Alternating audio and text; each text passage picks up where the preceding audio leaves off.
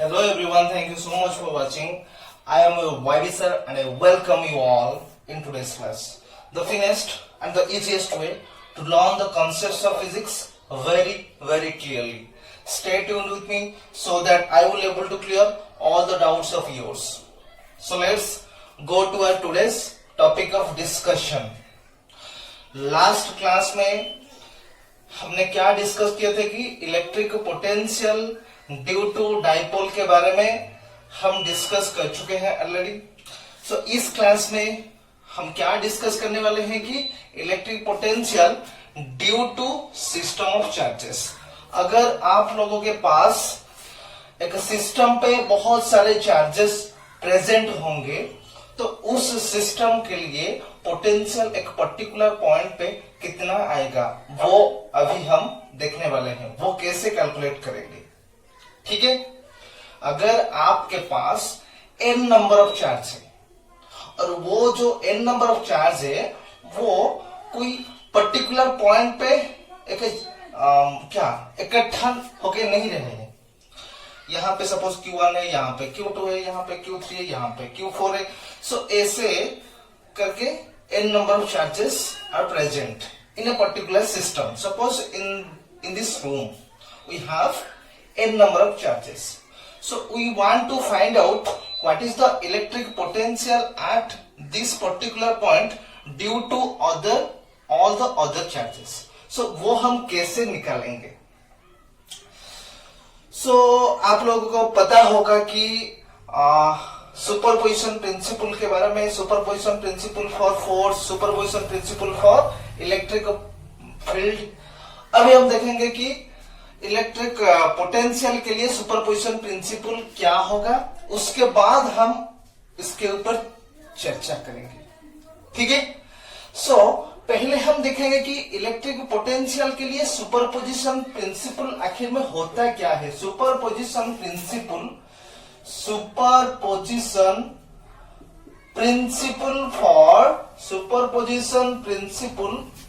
For potential के लिए superposition principle actually होता क्या है. अगर आपके पास n नंबर ऑफ चार्जेस है, आप total n number of charges के लिए पोटेंशियल निकालना चाहते हो. सपोज फर्स्ट चार्ज के लिए Q1 चार्ज के लिए पोटेंशियल हो गया आपका V1, ओके.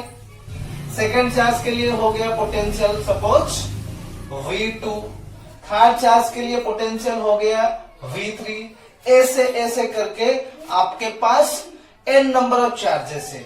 सो आप चाह रहे हो कि टोटल पोटेंशियल कैसे हम निकालेंगे. Total potential that is V क्या होगा. V equal to V1 plus V2 plus V3 और भी जितने भी पोटेंशियल आप निकाल चुके होंगे वो सभी को आप अलजेब्रिकली ऐड करेंगे. V4 भी आ सकता है. जैसे जितने भी चार्जेस होंगे, सोर्स चार्जेस होंगे, उस हिसाब से आपका उतने ही पोटेंशियल्स आएंगे. तो आप पूछेंगे मुझे, सर आप क्यों बोल रहे हैं कि हम अलजेब्रिकली इनको ऐड करेंगे, वेक्टोरिकली हम क्यों नहीं ऐड करेंगे. क्योंकि ये जो पोटेंशियल जो है ना वो एक स्केलर क्वांटिटी है. अगर आपके पास कोई स्केलर क्वांटिटीज है, बहुत सारे स्केलर क्वांटिटीज है, आप टोटल निकालना चाहते हो, टोटल सम निकालना चाहते हो, टोटल एडिशन आप करना चाहते हो, तो आप अलजेब्रिकली स्केलर मीन्स अलजेब्रिकली हम ऐड कर सकते हैं. जैसे कि 1 प्लस 2 प्लस 5 6 7 ऐसे इन नंबर्स को जैसे आप ऐड कर रहे हो उसी हिसाब से आप अलजेब्रिकली ये पोटेंशियल को ऐड करेंगे. सो यहां से क्या स्टेटमेंट निकल के आएगा, क्या हम बोल सकते हैं, what do we mean by superposition principle for potential. Superposition principle for potential actually होगा क्या. अगर आपके पास बहुत सारे चार्जेस हैं, n नंबर ऑफ चार्जेस आपके पास सपोज है. So it is states that, हम क्या बोलेंगे कि it is states that if A number of charges interacting, if A number of charges interacting Q1 Q2 के साथ इंटरेक्ट कर रहा है, Q3 Q2 के साथ इंटरेक्ट कर रहा है. सो बहुत सारे चार्जेस हैं वो इंटरेक्ट कर रहे हैं. अगर तो क्या होगा? It states that superposition principle for potential states that if number of charges interacts, then the electric potential at a point is equal to the algebraic sum of all the individual potentials at that point due to all other charges. All other charges के लिए जो भी potentials आप निकल चुके होंगे उनको सिर्फ आपको अल्जेब्रिकली ऐड करना है, उसी को हम बोलेंगे कि सुपरपोजिशन प्रिंसिपल फॉर पोटेंशियल। समझ में आ गया? और एक बार मैं स्टेटमेंट बोल रहा हूं। It states that if number of charges interacting, then the electric potential at a point is equal to the algebraic sum of all the individual potentials at that point due to all other charges. Okay, it's clear to all of you, I think. Okay, so अभी हम देखेंगे कि हमारे पास अगर system, एक particular system है, उस system पे आपके पास नंबर ऑफ चार्जेस है, n नंबर ऑफ चार्जेस है। सो वो total n number of charge के लिए आप एक पर्टिकुलर पॉइंट पे इलेक्ट्रिक पोटेंशियल क्या आएगा, कैसे हम निकालेंगे, वो आप अच्छे से देखते रहिए तो आप समझेंगे। ठीक है? ओके, सो कैसे हम निकालेंगे? पहले तो आपको पता है कि भाई हमारे पास यहां पे हम निकालना चाहते हैं, हमारे पास सपोज ये है Q1, यहां पे Q2, यहां पे Q3, यहां पे Q4 आपका है, और फाइनली यहां पे आपका Qn जो कि nth चार्ज प्रेजेंट है। तो हम क्या चाहते हैं कि सपोज ये A पॉइंट है, ये V, ये हो गया C, ये आपका D, ये आपका E हो गया, और ये आपका P पॉइंट। आप भाई निकालना चाहते हो कि इस P पॉइंट पे, जहां पे टेस्ट चार्ज हमारा Q है, इस पॉइंट पे पोटेंशियल कितना आएगा वो आप निकालना चाहते हो। तो कैसे आप निकालोगे? ठीक है, तो कैसे हम निकालेंगे कि सपोज इन दोनों में डिस्टेंस आपका सपोज R1 है।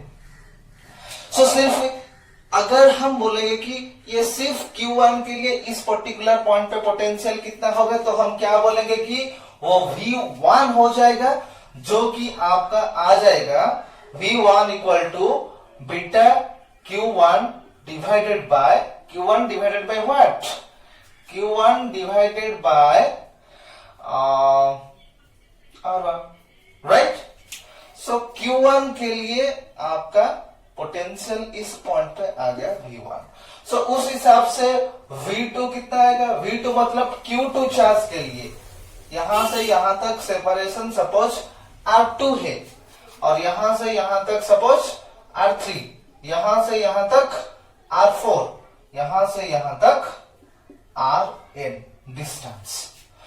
सो V2 कितना आ जाएगा? Beta Q2 divided by R2 हो गया। सो V3 उस हिसाब से कितना आ जाएगा?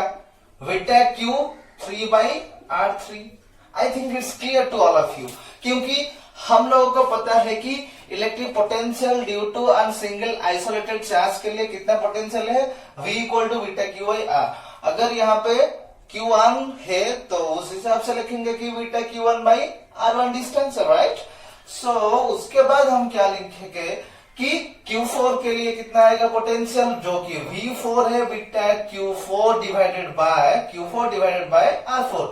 ऐसे हम फाइनली लिखेंगे कि Vn जो आपका आ जाएगा beta Qn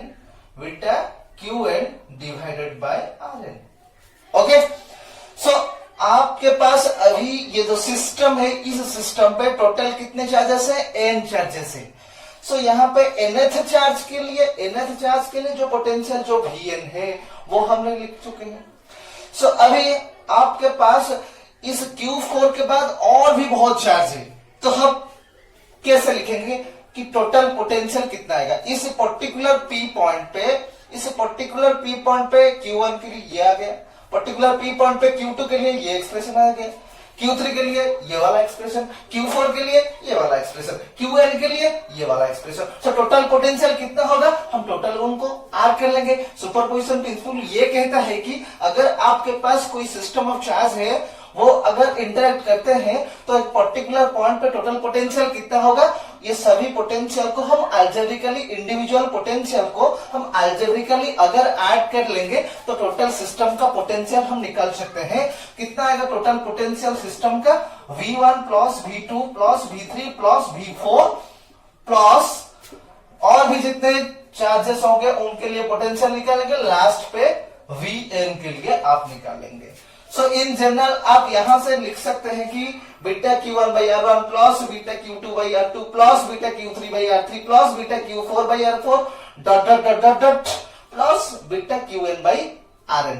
so finally in general आप क्या लिख सकते हैं कि V आपका निकल के आ सकता है कि बीटा समेशन, इसको हम बोलते हैं समेशन या फिर सम ओवर कहां से कहां तक, I इक्वल टू मैं बोल रहा हूं कि 1 to n QI divided bye RI। इसका मतलब अगर I के वैल्यू आप 1 लोगे पहले so beta Q1 by R1, अगर 2 लोगे so beta Q2 by R2, 3 लोगे तो बीटा Q3 by R3। सो उस हिसाब से आप टोटल ये लिख सकते हो। सो इन जनरल ये आपका एक्सप्रेशन निकल के आ गया।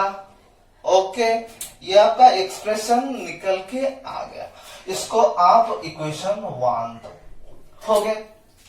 It's clear to all of you. अगर आपके पास गिवन है डिस्टेंस कितना है तो आप इस हिसाब से लिखेंगे। अगर आपके पास गिवन है कि इस Q1 का पोजीशन वेक्टर और इस P पॉइंट का, जिस पॉइंट पे आप पोटेंशियल निकालना चाहते हो उस पॉइंट का पोजीशन वेक्टर है और सिस्टम पे जितने भी चार्जेस है उन सभी का पोजीशन वेक्टर आपको पता है, तब पोटेंशियल का एक्सप्रेशन कैसे आएगा, कैसे वो दिखेगा, वो अभी हम थोड़ी देर बाद वो भी डिस्कस करने वाले हैं। ये आप लोगों को समझ में आ गया? I think it's clear to all of you, right?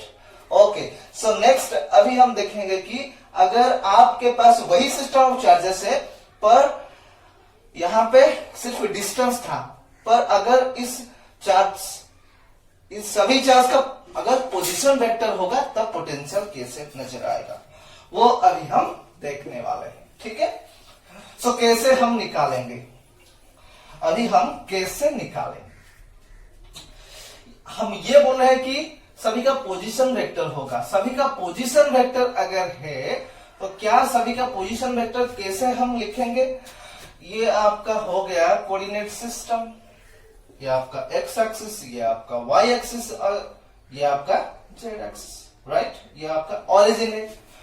सो अगर इस पी पॉइंट जो कि टेस्ट चार्ज है, अगर वो सोर्स चार्ज से आर वेक्टर, पी पॉइंट का पोजीशन वेक्टर आपका क्या है, आर वेक्टर है। पी पॉइंट का पोजीशन वेक्टर आर वेक्टर है और Q1 जो है उसका position vector suppose R1 vector है। ओके, सो R1 वेक्टर हो गया आपका Q1 चार्ज का पोजीशन वेक्टर। सो उस हिसाब से ये अगर आपका सोर्स चार्ज है, ये अगर आपका टेस्ट चार्ज है, सो उस हिसाब से ये जो डिस्प्लेसमेंट वेक्टर होगा ये कितना आएगा, डिस्प्लेसमेंट वेक्टर जो होगा वो कितना आएगा, ये आप देख सकते हो कि ये दोनों आपका क्या है, पॉजिटिव चार्ज है। ये आपका सोर्स चार्ज अगर है, ये अगर टेस्ट चार्ज है तो ये वाला टेस्ट चार्ज मूव करने की कोशिश करेगा। ओके, सो अगर ये मूव करने की कोशिश करेगा, किस तरफ मूव करेगा, ऐसे। क्यों Q1 के तरफ क्यों नहीं जाएगा, क्योंकि ये दोनों पॉजिटिव चार्ज है और हम लोग को पता है कि हमेशा ये वाला जो टेस्ट चार्ज है वो टेस्ट चार्ज हमेशा मूव करता है। सो यहाँ पे डिस्प्लेसमेंट वेक्टर यहाँ पे जो पोजीशन वेक्टर आएगा उस पोजीशन वेक्टर का एक्सप्रेशन क्या होगा, यहाँ पे ये जो डिस्प्लेसमेंट वेक्टर, यहाँ पे जो डिस्प्लेसमेंट वेक्टर एपी है, वो एपी वेक्टर एक्चुअली कैसे हम निकालेंगे कि एपी वेक्टर प्लस, यहाँ पे देख लो ये दोनों वेक्टर सेम ऑर्डर पे है, मतलब R1 वेक्टर और एपी वेक्टर, देखो AP vector sorry R1 vector और एपी वेक्टर दोनों सेम ऑर्डर पे है। ट्रायंगल लॉ के हिसाब से अगर दो वेक्टर सेम ऑर्डर पे है और तीसरा वेक्टर ऑपोजिट ऑर्डर पे है, तो वो दोनों वेक्टर का addition will be equal to the third vector. That means R1 plus AP vector will be equal to R vector, will be equal to R vector. So AP vector plus R1 vector will come out R vector. So यहाँ पे निकल के आ गया AP vector equal to R vector minus R1 vector. So उस हिसाब से BP vector will come out R vector minus R2 vector. So उस हिसाब से ये दो वेक्टर भी हम लिख सकते हैं। So अभी क्या करेंगे कि इस पर्टिकुलर सोर्स चार्ज के लिए, मतलब Q1 के लिए P पॉइंट पे पोटेंशियल कितना आएगा, P पॉइंट पे पोटेंशियल कितना आएगा Q1 चार्ज के लिए, that equal to beta Q1 divided by, हम सिर्फ ये डिस्टेंस लिख रहे थे, अभी हमारे पास क्या है, डिस्प्लेसमेंट वेक्टर है, तो अभी हम क्या करेंगे कि डिस्प्लेसमेंट वेक्टर का मैग्नीट्यूड लिखेंगे, क्योंकि हमको चाहिए तो डिस्टेंस। डिस्प्लेसमेंट वेक्टर जो है उसका मैग्नीट्यूड अगर हम निकालेंगे तो वो आ जाएगा डिस्टेंस। सो कितना आ जाएगा, Q1 by R vector minus R1 vector का मैग्नीट्यूड। उस हिसाब से V2 will come out what? V2 will come out beta divided beta into Q2 divided by R vector minus R2 vector, उसका मैग्नीट्यूड। उस हिसाब से V3 कितना निकल के आ जाएगा, beta Q3 by R minus R3। अगर Q4 होगा so beta Q4 by R minus R4।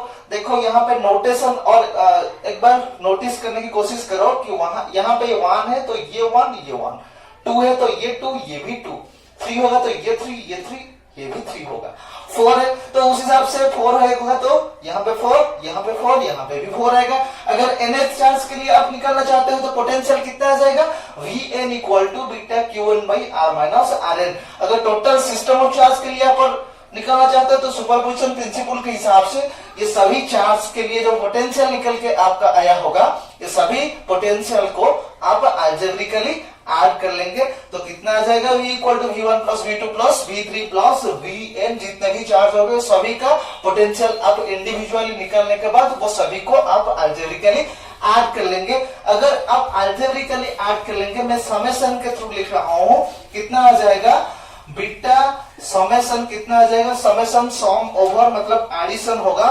Suppose मैं बोल रहा हूं कि आई कहां से कहां तक वैरी करेगा, आई वैरी कर रहा है 1 से n तक, 1 से n तक। यहाँ पे दिख रहा है कि 4 चार्जेस है, पर वो अंदर है, अंदर छुपे हैं और भी चार्जेस। लास्ट वाला चार्ज आपको दिख रहा है कि Qn है, राइट।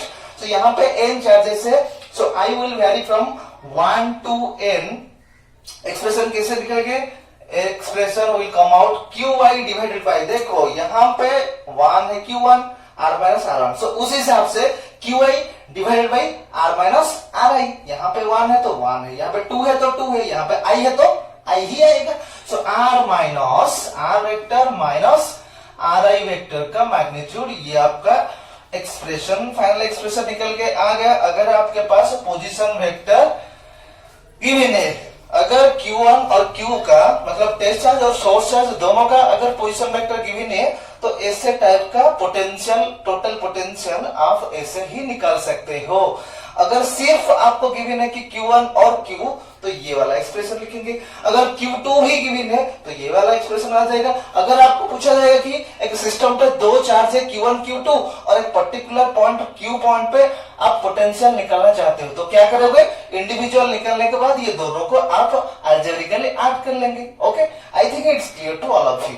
सो ओके, नेक्स्ट हम प्रोसीड करेंगे कि कॉन्टिन्यूअस चार्ज डिस्ट्रीब्यूशन के लिए पोटेंशियल हम कैसे निकालेंगे। यहाँ पे जो डिस्ट्रीब्यूशन था, यहाँ पे चार्ज, ये आपका डिस्क्रीट सिस्टम ऑफ चार्ज है, ये आपका डिस्क्रीट सिस्टम ऑफ चार्ज, क्योंकि ये चार्ज जो है वो कॉन्टिन्यूअसली डिस्ट्रीब्यूट होके नहीं है, मतलब कोई पर्टिकुलर पॉइंट पे है, पर्टिकुलर पॉइंट पे है, इसका मतलब ये नहीं कि ये सभी चार्ज कंटिन्यूअसली डिस्ट्रीब्यूट होकर रहे हैं। कंटिन्यूअस डिस्ट्रीब्यूशन के बारे में अगर आपको जानना है तो बहुत से पहले हमने इलेक्ट्रिक चार्ज एंड फील्ड के चैप्टर में आई थिंक 6th और 7th लेक्चर में हमने डिस्कस कर चुके हैं ऑलरेडी। सो कंटिन्यूअस चार्ज डिस्ट्रीब्यूशन के लिए ये एक्चुअली नहीं है, ये डिस्क्रीट चार्ज डिस्ट्रीब्यूशन के लिए। सो कंटिन्यूअस चार्ज डिस्ट्रीब्यूशन के लिए पोटेंशियल हम कैसे निकालेंगे अभी थोड़ी देर बाद वो कैलकुलेट भी करेंगे। कंटिन्यूअस चार्ज डिस्ट्रीब्यूशन हमारे पास, और हमको पता है कि तीन तरह का कंटिन्यूअस चार्ज डिस्ट्रीब्यूशन है। तीन तरह का अगर कंटिन्यूअस चार्ज डिस्ट्रीब्यूशन है तो कौन सा तीन तरह का चार्ज डिस्ट्रीब्यूशन है? एक linear charge LCD, SCD, VCD, linear charge distribution, surface charge distribution, उसके बाद वॉल्यूम चार्ज डिस्ट्रीब्यूशन। सो पहले हम देखेंगे कि लीनियर चार्ज डिस्ट्रीब्यूशन के लिए हमारा पोटेंशियल कितना आएगा? Electric potential due to linear charge distribution. Linear charge distribution के लिए इलेक्ट्रिक पोटेंशियल कितना आएगा? ये आपका एक ओयर हो गया, यहाँ पे आपका लैम्डा है लीनियर चार्ज डेंसिटी। ओके, ये आपका स्पेस पे प्रेजेंट है। तो अगर ये स्पेस पे प्रेजेंट है, ये आपका एक्स एक्सिस, ये हो गया वाई एक्सिस, सॉरी ये आपका वाई एक्सिस, और ये आपका हो गया जेड एक्सिस।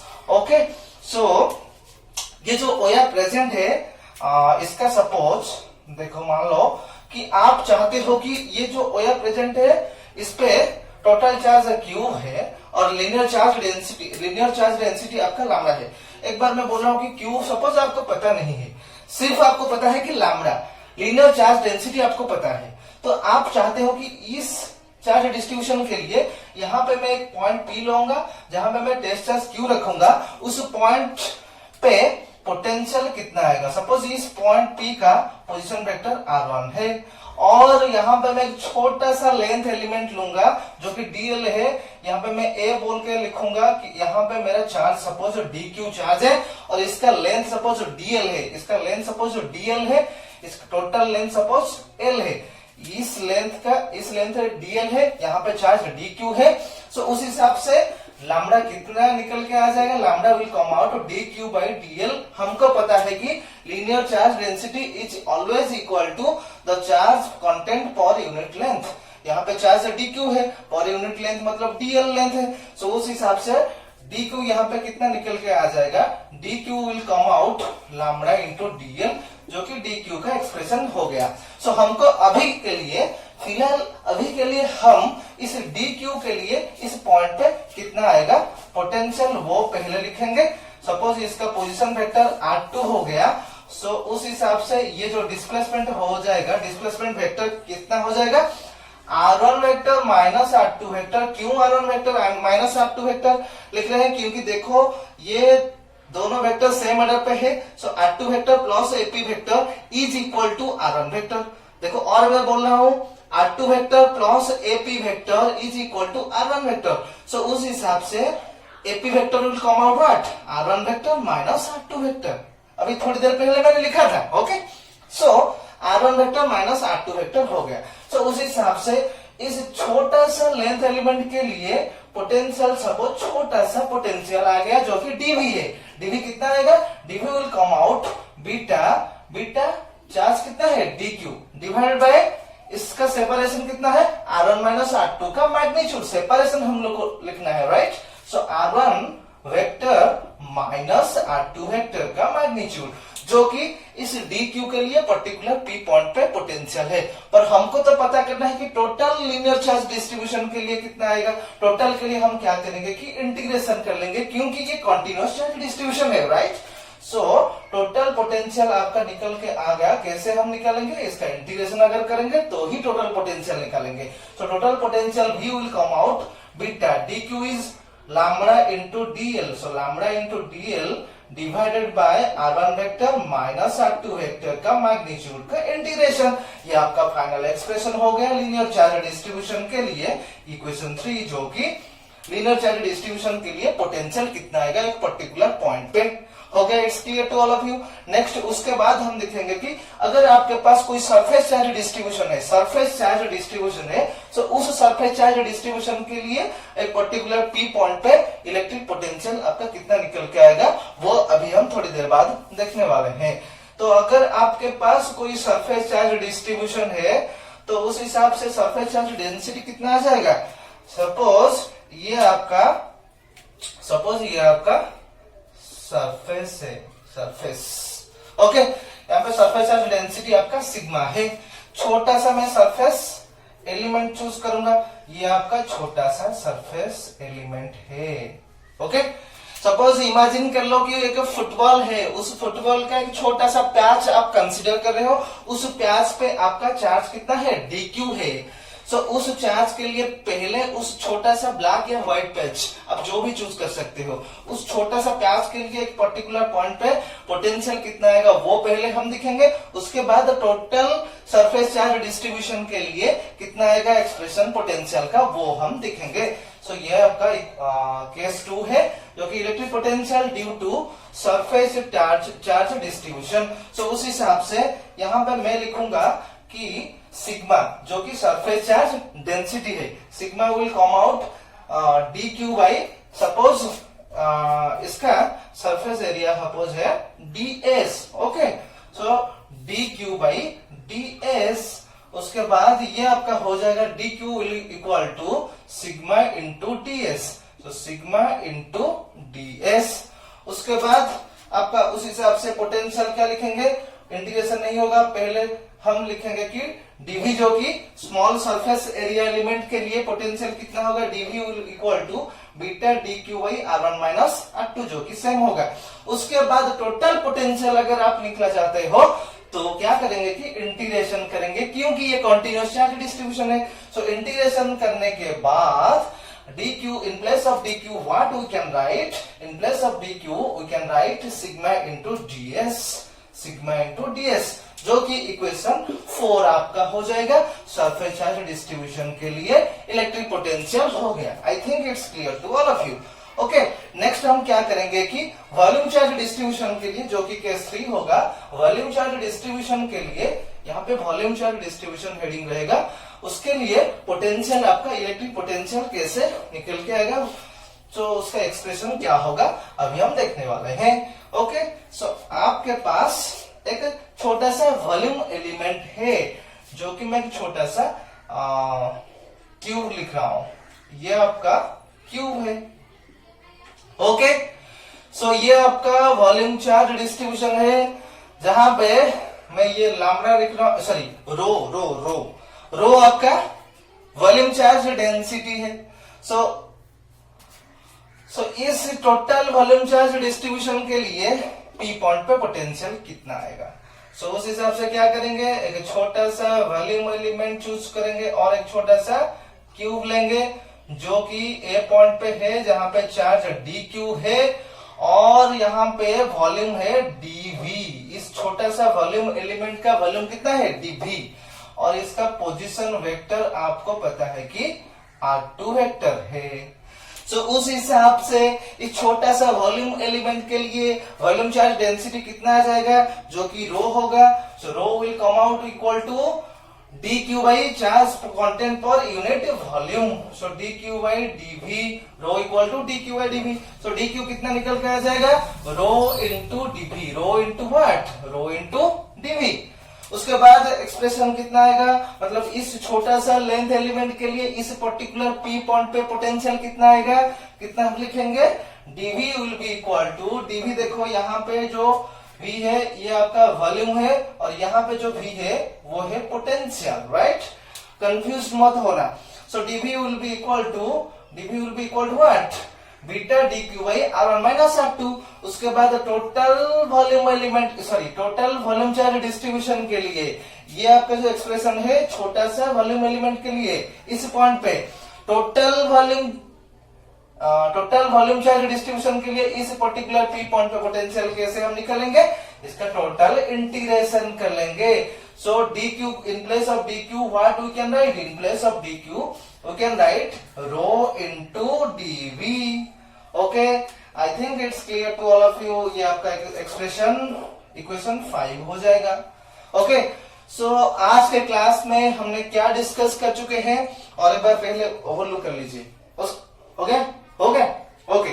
सो आज के क्लास में हमने electric potential due to system of charge, मतलब कॉन्टिन्यूअस चार्ज डिस्ट्रीब्यूशन के लिए कैसे निकालेंगे और डिस्क्रीट चार्ज डिस्ट्रीब्यूशन के लिए कैसे इलेक्ट्रिक पोटेंशियल निकालेंगे, उसके बारे में थियोरेटिकल एक्सप्लेनेशन अभी हम कंप्लीट कर चुके हैं। अगर मैं आपको बोलूंगा कि एक ग्रुप ऑफ सिस्टम है या फिर एक सिस्टम है जिस सिस्टम पे कॉन्टिन्यूअस चार्ज प्रेजेंट है और डिस्क्रीट चार्ज सिस्टम भी प्रेजेंट है, सो उस हिसाब से उस सिस्टम का टोटल पोटेंशियल हम कैसे निकालेंगे। So electric potential due to a group of source charge, electric potential due to a group of source charge जिसपे आपका कॉन्टिन्यूअस चार्ज डिस्ट्रीब्यूशन है और डिस्क्रीट चार्ज डिस्ट्रीब्यूशन है। सो टोटल पोटेंशियल कितना आ जाएगा, टोटल पोटेंशियल कॉन्टिन्यूअस के लिए आप निकालोगे, उसके बाद डिस्क्रीट के लिए भी निकालोगे, डिस्क्रीट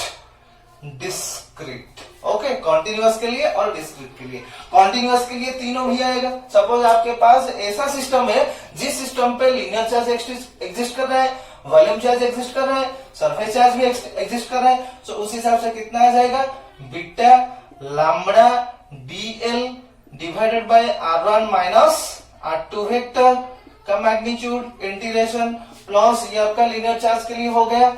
उसके बाद सरफेस चार्ज के लिए sigma into ds divided by r1 minus r2 vector, okay, उसका magnitude plus beta volume charge के लिए rho into dv divided by r1 vector minus r2 vector का मैग्नीट्यूड का इंटीग्रेशन। ये आपका तीनों हो गया कॉन्टिन्यूअस चार्ज डिस्ट्रीब्यूशन के लिए। फिर डिस्क्रीट चार्ज डिस्ट्रीब्यूशन के लिए कैसे हम लिखेंगे final expression, in general expression क्या लिखे थे, sum over i equal to 1 to n qi divided by r minus ri vector का मैग्नीट्यूड। यह आपका टोटल सिस्टम का पोटेंशियल हो जाएगा अगर आपके पास दोनों continuous charge distribution as well as discrete charge distribution present है। सो ये आपका इलेक्ट्रिक पोटेंशियल का एक्सप्रेशन हो गया। Okay, I think today's class was very interesting and next class में हम क्या डिस्कस करेंगे कि एक सिस्टम पे अगर बहुत सारे चार्जेस है तो उस सिस्टम पे टोटल पोटेंशियल एनर्जी कैसा होगा, मतलब कितना आएगा, उसका एक्सप्रेशन हम कैलकुलेट करेंगे और उसके बाद 2-3 लेक्चर्स हम प्रॉब्लम सॉल्विंग क्लास रखेंगे। तो थैंक यू, आज के लिए बस उतना ही। Thank you very much.